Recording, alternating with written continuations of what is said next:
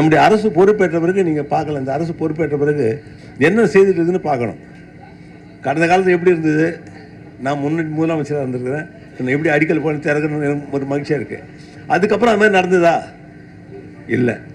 இப்போ எப்படி எந்தெந்த பணிகள் நடந்துகிட்டு இருக்குது, எத்தனை கோடி ரூபாய் வேலை நடந்துகிட்டு இருக்குது நீங்கள் பார்க்கலாம்.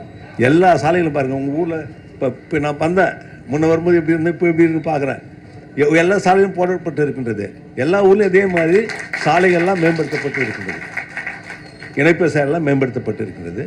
ஒவ்வொரு சட்டமன்ற உறுப்பினர் 33 பேருக்கும் 2 கோடி ரூபா 66 கோடி ரூபா கடந்த வாரம் கொடுத்துருக்குறோம், அனுமதி கொடுத்துருக்குறோம், சேங்ஷன் கொடுத்துருக்குறோம்.